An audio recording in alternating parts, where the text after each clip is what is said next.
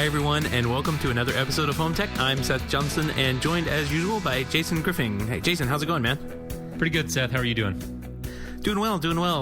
We had a short weekend to kind of sit down and we're recording a little early this week, so kind of going to be an abbreviated show, I think. Yeah, a little bit unusual for us. Typically, we record on Thursday nights, and the show goes live on Monday. And every now and then, a Thursday night doesn't work, and usually in that case, we'll push the recording out a couple of days. But you're going to be out of town this weekend, and so we're on a kind of a short week here between the last time you and I sat down and recorded, and it's been a little bit of a slow news cycle right now. I think a lot of manufacturers are probably, got their heads down and are working hard getting ready for CEDIA, which is coming up here in just less than 2 months. But we've definitely got a couple of things we want to talk about tonight, and I'm excited to be sitting down here recording with you. We want to actually start out the show with a little bit of something on the lighter side. And Seth, you found this, and it's so funny. We just had to share it, and I think everybody in the audience will get a kick out of this, but especially the guys like you and me who go out and integrate these systems for a living. I'm not sure where you found this video. It's just perfect, and we're going to include the link on our webpage, HomeTech.fm/77, and of course. This is going to go a little bit better with the video, but I think the audio definitely stands on its own, and we're going to play you the whole clip. It's a few minutes long, but we just thought it was kind of too funny not to share the whole thing. Yeah, it's too good. So here it goes. So my sister has this setup that I think is really cool. It's just like all of my music in one central place, but I can play it in different rooms and kind of control my TV in the same way. Well, that's exactly what we do. Perfect. So yeah, we could put in speakers up there, down here, every room in the house. You're going to want a subwoofer under the television. Ooh, new plaster up in that corner there. What do you got, a screen back there? Yeah. This is perfect. I want to take that out. This is exactly how consultations go. When somebody calls me out, when somebody asks me what I do for a living, this is what I'm sending them from now on. Realizing is we probably need to put a subfloor down and some baffling up. What's baffling? It deadens the sound. You don't want things to be too tinny. Otherwise, it just sounds like a Chinese kitchen. What does that sound like? Oh my God, it's too good. There's a constant cacophony. Okay, how long So when you this... listen to the Beatles, it sounds like the Chinese Beatles. You know what I'm saying? That sounds really racist to me. We use this in the industry all the time. It has nothing to do with what nation they're from. I don't use it in the industry, but it's true that he does. How are you on volume? Is this volume loud? Yeah, that's loud. Is this more quiet? Yeah, of course that's more quiet. You're talking more quietly. All right, well, we're going to get to installing. Okay, great. Everybody get ready, it's time to... This part you got to see on the video. Yeah, they're measuring things and tapping on walls and standing on the people's furniture. Stapling my table. That's just temporary. But don't staple it. I don't want this on here.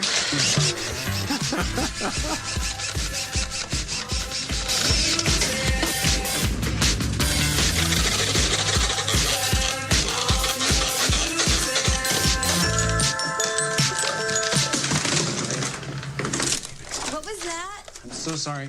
Nothing. So this is device one. Okay. All your rooms are set up. We've got your kitchen. Now he's we've got doing your the bedroom, demo. We've This got is the great. hallways. We've got speakers everywhere. Why don't we turn on some music in the kitchen? Okay. Kitchen. Okay. Why don't we do the kitchen? Why don't we call it? And it doesn't work naturally. That's just happened to me so many times. Device one. Anita, I'm not getting any sound from the kitchen.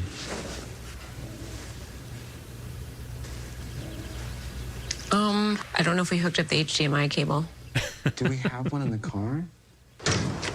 Yeah, we could probably fade it out there. There's another 30 seconds or so. Just too good. The part there where he was doing the demo and he's trying to get everything to work. I was having lunch a few weeks ago with a couple of colleagues of mine. Actually, it was a little longer than that. It was right before I left Los Angeles. And we were talking about that exact same thing and how doing client demos is one of the hardest things in our industry because for whatever reason, it's just Murphy's Law. And it could be a function on the system that you've tested, 3 dozen times and it's worked flawlessly. But you go to demo it to the client and sure enough, It's like the first thing you try to show them and it doesn't work, and it just is the worst feeling. You know, it's instant, like you're sweating, and it's just awful. And that video was just too good. Yeah, you can tell that some of the writers may have had a professional quote in quotation systems installed. I mean, so some of the shenanigans that go on in this video were not made up. They definitely have had someone in their house doing some crazy things, and I've seen these things in my tenure, and I'm sure that you have seen them as well. So the thing I have it paused on is the guy's got his hand like way back in the cabinet, kind of feeling out around behind the equipment because it's installed in a cabinet, of course, and just a massive wires hanging out, and he can't figure out where things are plugged in because he can't see the back of the freaking equipment. Yeah. Just so good. So anyways, yeah, we'll include a link to the video on that at the website, and encourage everybody to go check that out. HomeTech.fm/77. Yeah. And one quick point of follow-up from last week. We talked a little bit about the new Just Add Power 3G product they announced while you were at the CE Pro 100 Summit, I guess is what it's called. Yeah. Mm-hmm. Yeah, the CE Pro CI Summit, yeah. Yeah, so we talked a little about a couple of things that I said that were, from the press release and what I gleaned from it. I kind of said some things that I assumed were correct, but it looks like I got some additional information pretty much Monday as I was listening to the show, and of course, and it actually, now that I look at it, it doesn't look as easy as I was making it out to be last week. So definitely we're going to include like this PDF to this document in there. If you're designing one of these systems, and that's what in fact I happen to be sitting down to do, is spec out and see how the system worked. There are some interesting caveats to it, and I reached out to Just Add Power and said, this doesn't work the way I would expect it to work. And they said, yeah, we know, we're working on a bridge device. So basically, if you have 2G product like already existing and 3G product, they're not going to mix together. They have some what I would classify as workarounds for them, most of which I don't really care, or I don't really care for, or I probably wouldn't do unless absolutely had to.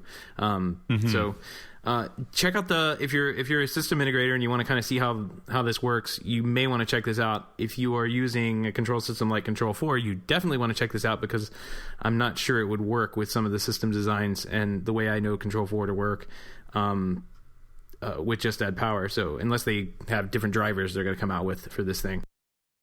Now, is this sort of an issue, just to kind of put it in simple terms, if you were like building a distribution system and maybe you had one or two TVs in your house that were 4K and then maybe two or three that weren't, and you were trying to maybe add a 4K display to the system and use some of your existing 2G products? Am I kind of getting at what you're saying correctly? That's the idea, right? So what you would want to be able to do, and what it looked like, and what I was hoping you'd be able to do, is you would be able to put in 1080, not the 1080p devices or the 2G product, where you had smaller TVs that didn't really they're not necessarily going to be 4K anytime soon. Like a bathroom TV. You don't exactly want to have a 4K bathroom TV. Who cares? So it's going to be a 15-inch screen.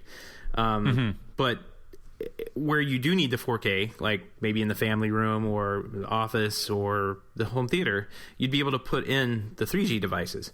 But it doesn't look like it's going to work that way. It doesn't look like there's a signal path to go from 2G product to 3G product, which I think is just kind of a glaring omission. And I reached out to them. They said, we're working on a bridge device. Yeah, we know that's there.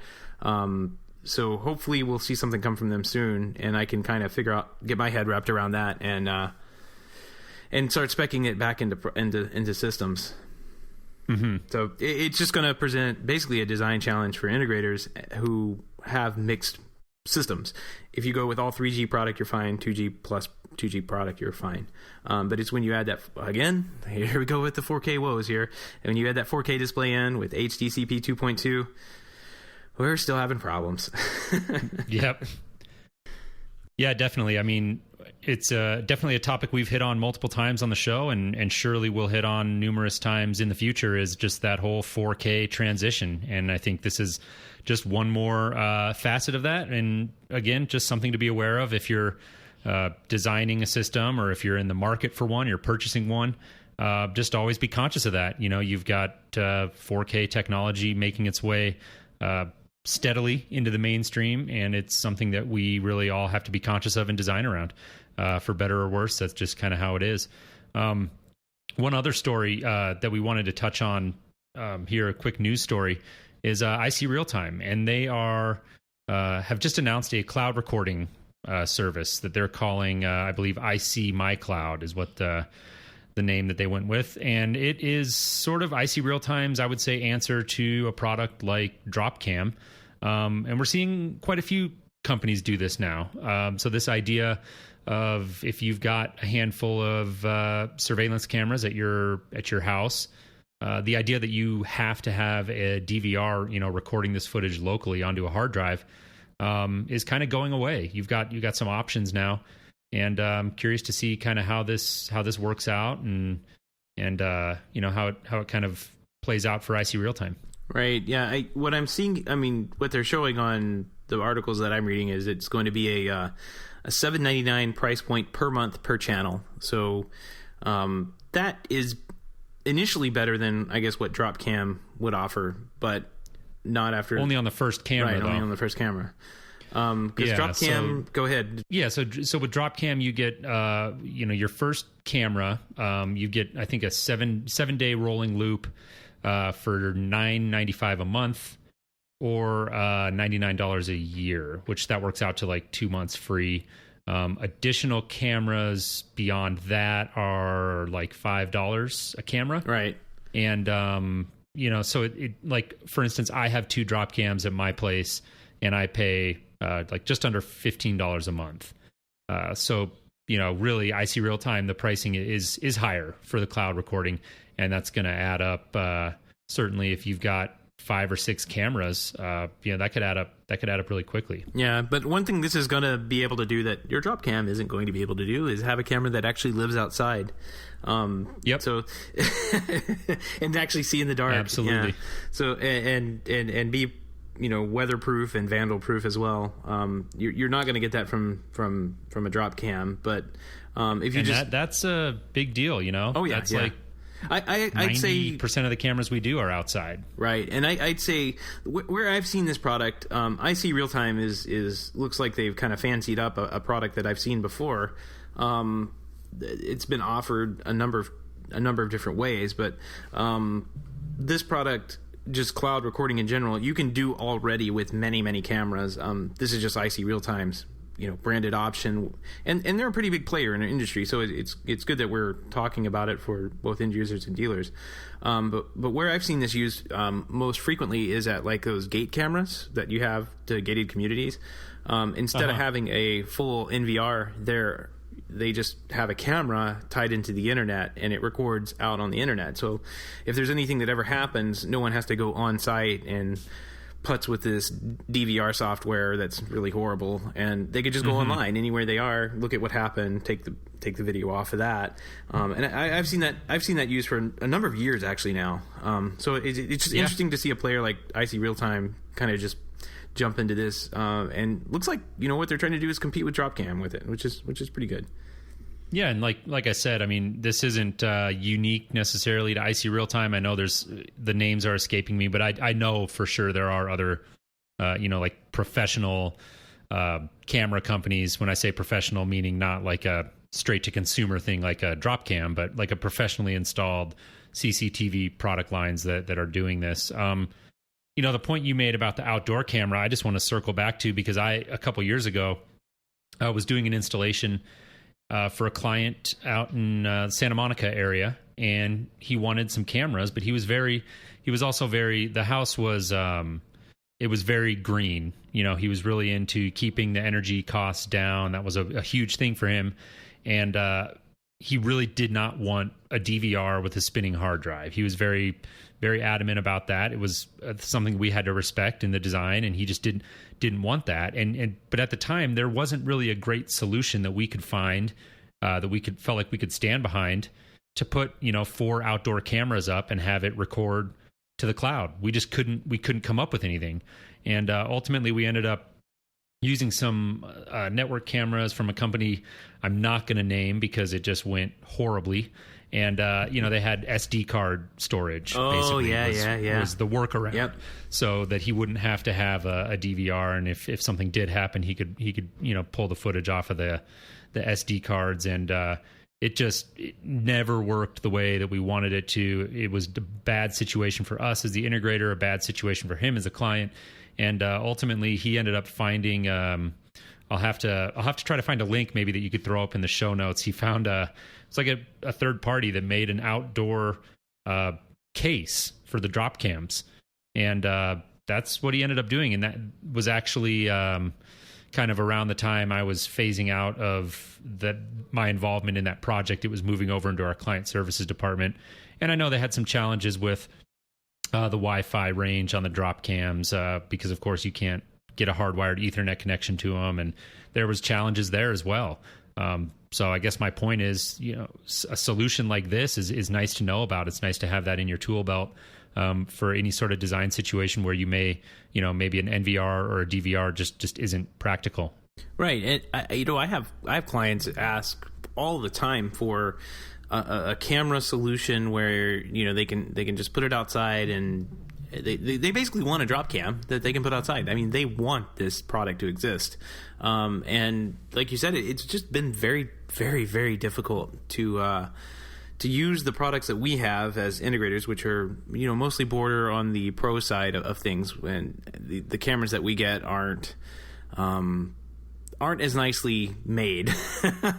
Can I say, at the very least? I mean, the software is extremely buggy that's on these cameras, and going to the SD card, holy cow, that's like, I've done that before, and it becomes a nightmare. And the camera manufacturers will tell you, oh, it's great, it works, blah blah blah, and until you start actually using it, and you find out it's the worst thing ever made, and no one possibly could have ever tested this and shipped it this way, but they did.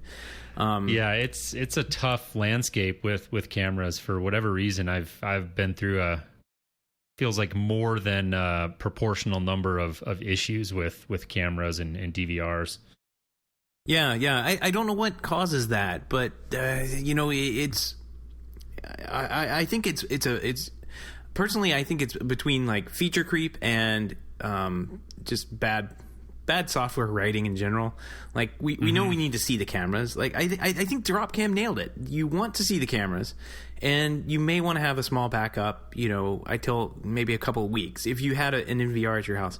But what no one has been able to do with any DVR manufacturer that I've ever come across is make it easy for the client to actually use. They want to sell these things to casinos and have every bell and whistle in the thing for security, but all the customer wants to do is look in and see what's going on in the landscapers, outside when they're in a different state, and they can't. I mean, it's almost impossible to make that happen and make that reliably happen.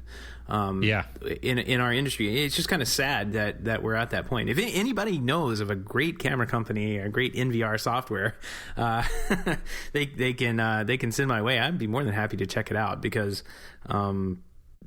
that particular product is definitely missing in this entire industry. A consumer focused, not commercial focused, but consumer focused product around that. Yeah, definitely. I would agree.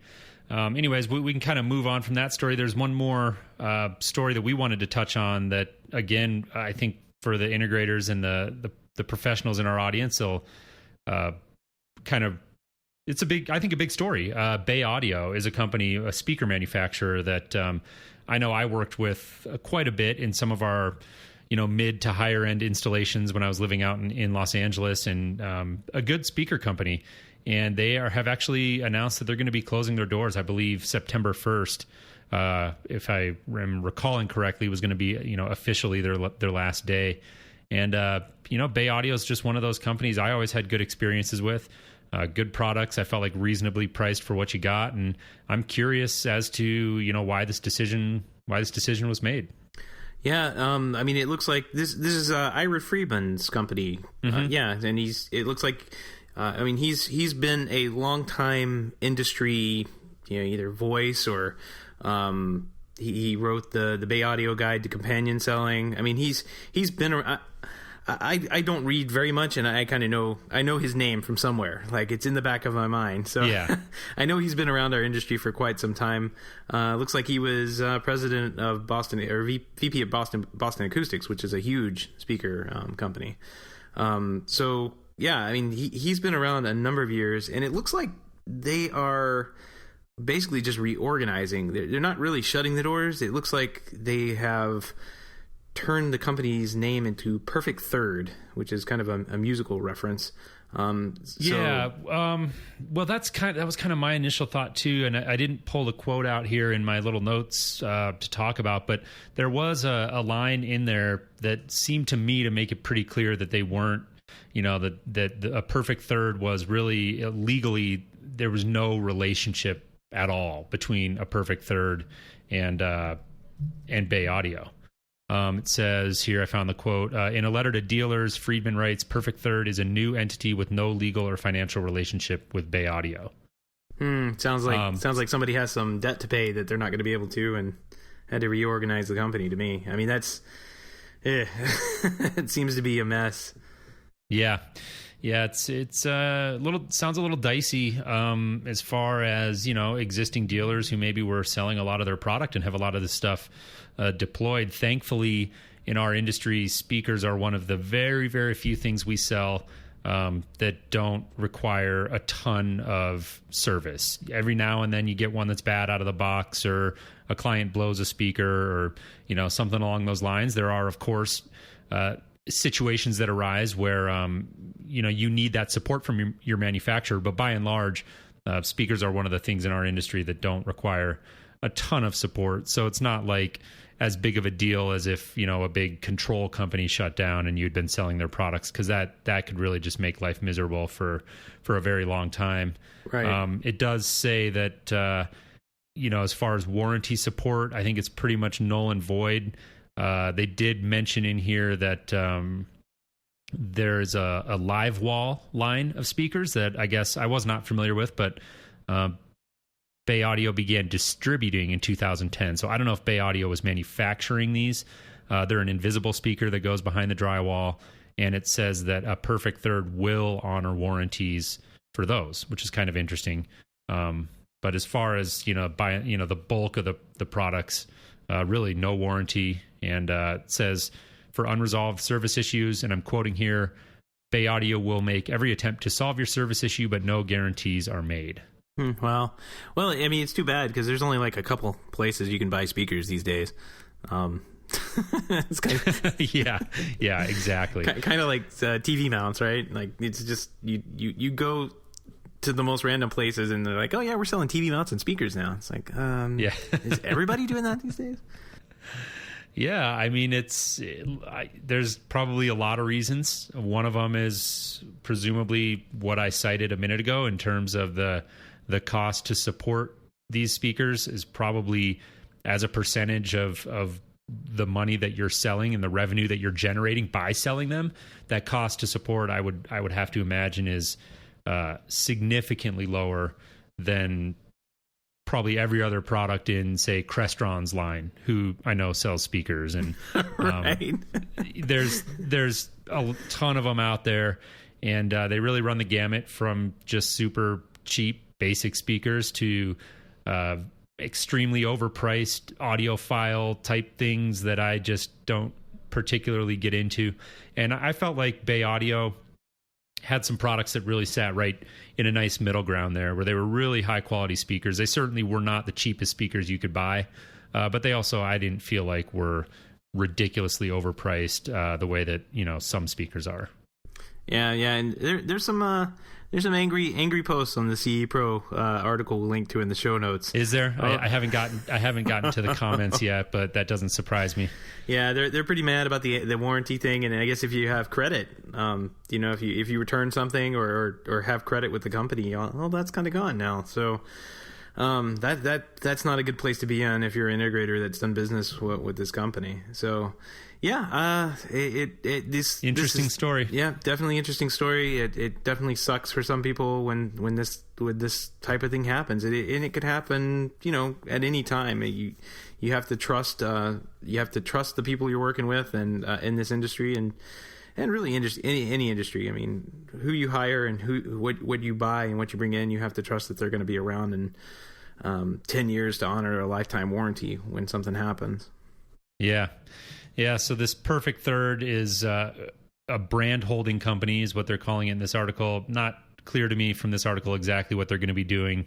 It does say they will not be producing any box speakers, so anything like bookshelf speakers is specifically mentioned. Doesn't really mention what they will be selling, so I thought that was interesting. I don't know, Ira Friedman, I certainly don't know him personally, but like you alluded to, he's been a long time kind of a thought leader in our industry, and certainly somebody that's got strong opinions about things and is outspoken about them, and strikes me as a very intelligent guy. He had an article that he wrote 4 years ago or so, back in 2011, and the title of the article was "Will You Design or Build?"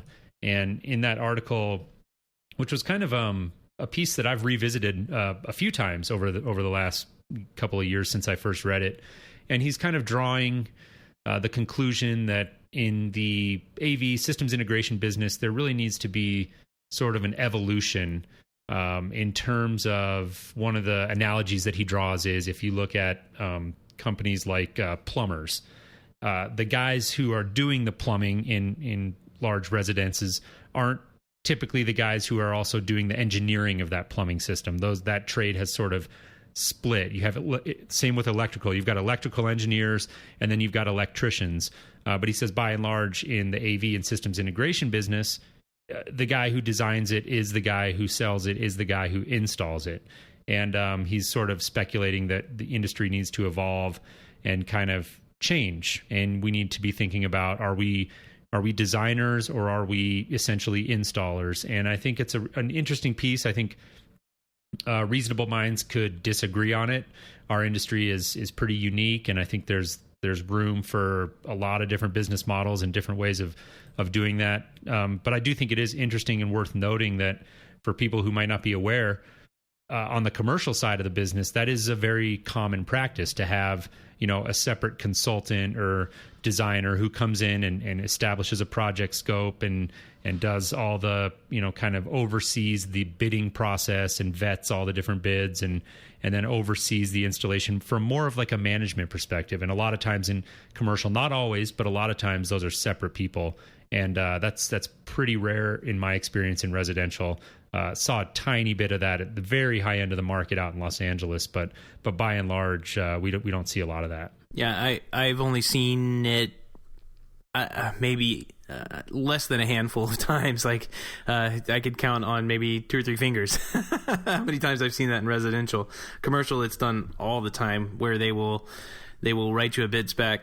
It says it has to be this particular product or similar, and you look at the bid and you read the rest of it and you're like, all right, well, it has to be this particular product because that's what the entire design was done around.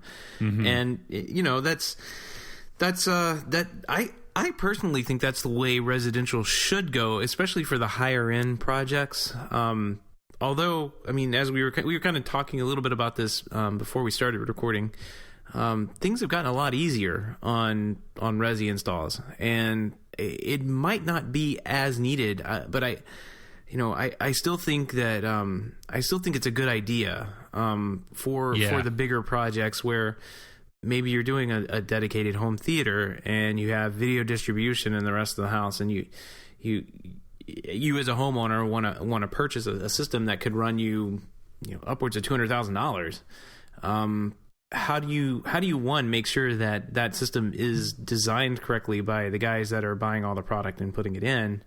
And two, how do you know that you're getting the best price?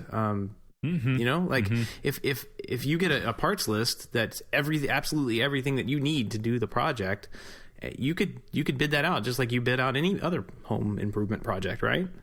Yeah. And I think it could go that way, and as our discussion from last week could kind of continue a little here, like. As our industry gets sorted out and kind of replicates the IT industry, I mean, you're going to see the people that aren't doing that legwork of system design and design documentation.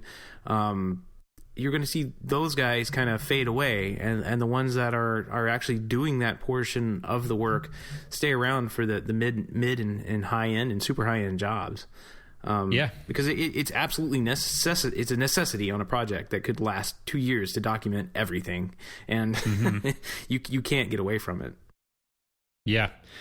And I think there are instances in the residential side where I think it would be valuable to have that type of a service or person who's one step removed from the actual selling of the equipment, and is just really responsible for making sure that the client establishes a firm scope, that they know exactly what it is they're buying. They could describe what they're buying in plain English. It's not about the brands or the model numbers. It's about, what the system is supposed to do and what is it supposed to do for the client. And a lot of times I hear from, trade partners that one of the frustrations they have when they work with a professional integrator is that they'll have their client, the architect gets their client, they go out and they say, okay, I'm going to get you 3 competitive bids for the technology in your home.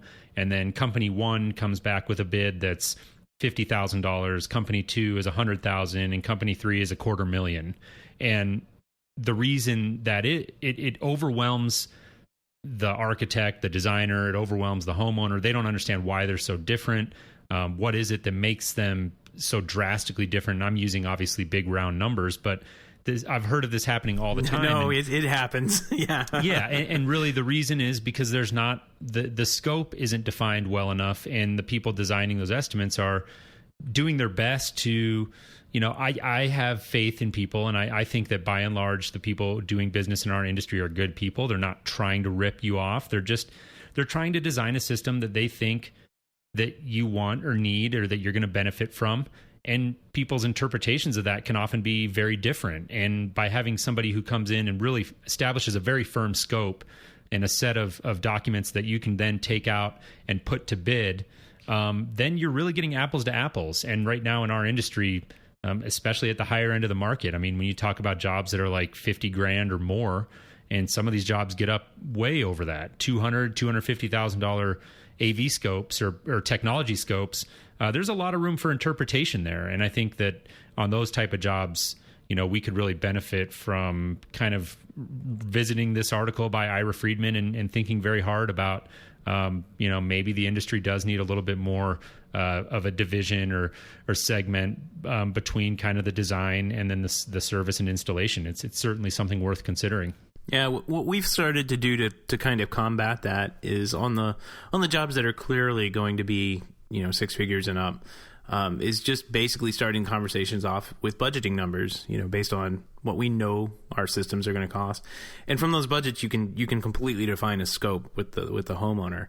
And it's been a long process to kind of get to that, but I think it works really well to actually figure out pretty early on what the budget is going to be and what the scope is going to be. Definitely, because I have been in many of those situations. I mean, kind of laughing at the numbers you rattled off, but that's actually happened to me on a number of projects, on a number of projects that I've been involved with, where we came in at 300 because we did everything that the client asked us to do, but we were the last ones. We were last ones in. So the client had talked to 2 other companies or 3 other companies, and they'd come up with all these fantastic ideas with 3 different people. And those three different people didn't actually bid any of that, but we're bidding everything. Yeah. So we have the $300,000 bid. Right. You're insane. Yeah. Yeah. It's a great point because a lot of people don't think about that either. If you do run into a situation like that and you get one guy who's way higher than the others, odds are, sure, is there a small chance that he's just trying to gouge you? Yeah, of course, there's a small chance. Is it likely? In my opinion, no, it's very unlikely. And in fact, anytime I've been involved in a situation like that where I feel like I'm kind of stabbing in the dark and I'm submitting a proposal that I don't know if this is way more than they're expecting or way more than they want, but I kind of had to make my guess because I didn't have a scope to work off of. It's uncomfortable for me as somebody who's trying to design that system, because I don't want that client to think that I'm trying to overprice things or that I'm trying to gouge them, and I don't want them to be scared off by that or get sticker shock. And so I think there is a benefit on both sides of that coin to the person writing the estimate and the person receiving it, to kind of have a more firmly established scope. Now, we say all this, and of course there are disadvantages to that model. There are a lot of advantages to having the same guy establish the scope, design the system, install it, and service it, because you get more continuity, fewer cooks in the kitchen, communication can often be easier. And so it's certainly not a one-size-fits-all type of situation, but just something, that's worth considering. Right. And I've run into that too, where there's like you said, too many cooks. Everyone has their own little expertise, and it's interesting to work on projects like that where you may know something about what you're doing, and somebody else comes in and says no, this is what needs to happen here. We talk to the clients, and then you end up going back and having a circular conversation over and over again on something that you thought was resolved 6 months ago. So there's definitely pros and cons to each method for sure. Definitely. Well, kind of a tangent of a conversation to the Bay Audio closing story there, but I think an interesting conversation. And if you're listening and you have any thoughts on that conversation, we'd love to hear them. You could hit us up at HomeTech.fm/feedback or on Twitter at HomeTech Podcast. Seth, I think we had one thing that we wanted to mention. I think we had talked about actually mentioning at the beginning of the show, but I believe we kind of forgot, and I want to make sure that we hit it before we close the episode here, and that is the announcement of our new chat channel on Slack. Yeah. HomeTech has a Slack now, and what we're going to do, we have a nice little channel in there called The Hub. Appropriately named. Ding ding. Yeah. I don't actually have it here tonight. I didn't bring it with me. But yeah, we've got a nice little Slack channel in there. So what we're doing is we're going to invite everybody who's been kind enough to support the show over on Patreon at any commitment level. We're gonna send out the invites on that. You can go into the hub. Jason and I are generally in there and kind of post things from time to time. There's a lot of fun stuff that can happen in there. We've been using it kind of as a back channel chat for scheduling, and it was funny from our conversation last week where we were talking about communication. When we got off the phone, we were like, hey, we should start a Slack for HomeTech. Yeah. And so this kind of grew out of that. So it's a cool little program. It's, if you're not familiar with Slack, it's like a chat room, instant messenger kind of application, but it's got a lot of neat features and the ability to kind of plug RSS feeds and Twitter feeds and stuff into there. So we've got that stuff linked to our Slack channel, and again, it's something we wanted to open up to our patrons. If you're not familiar with what that is, real quick, I'll just mention that's a way that you can support the show. We are a listener-funded, underwritten show, and we really, to this point, haven't done any sponsors. And part of the reason that we don't have to really consider that right now is through our Patreon page, and it allows you to go there and support the Home Tech Show for as little as $1 a month. We've got a $1 level and a $5 and above level. You could donate as much as you want or as little as $1. Anything is appreciated. You can learn more about that at HomeTech.fm/support if you want to learn more about that. But back to Slack, that's just something that we've been kind of using a little bit. We think it's a kind of a cool thing, and that it'll be a fun way to kind of get people who have gone out of their way to support the show and get them a little bit more involved and engaged and get to see a little bit of the back channel and just kind of interact with us in a different way. Yeah, what's really cool I find about Slack is it's cross-platform. So it runs on. I mean, there's a Windows client, there's a OS X client, there's a Android and iOS app, I think. It works really, really well. Like for a chat app, it's extremely well written. It's got all the fun stuff like emojis in there, and we've done some fun things, some fun little Easter eggs that you may find when you're there. So, it'll be fun to see how this develops, and anyone who is a supporter of the show, we'll go ahead and send the invites out, and hopefully see you there in the Hub channel. Yeah. So just to echo that, if you're already a patron of the show, just look for the invite in your inbox. I'm not sure if hopefully we'll get to it this week, but either way, keep an eye out for it. And if you're interested in learning more about how to get involved with the Patreon page, again, just HomeTech.fm/support. Once again, we just want to thank everybody for listening. We really appreciate it. We have a ton of fun doing the show, and every time we get a little feedback or a comment on Twitter or an email, we really enjoy it. It definitely helps keep us going. So we would highly encourage you to get involved, get engaged with us. We read all those emails and all those tweets. You can reach us, again, HomeTech.fm/feedback is probably the best way. That'll get to both of us. And we are, of course, on Twitter at HomeTech Podcast. Absolutely. I guess that pretty much wraps up the show for this week, Jason. It does. I enjoyed it, Seth, and look forward to chatting with you next week. Yep. Have a great long weekend. You got it. All right, Seth. Have a good one. You too. Take care. Take care.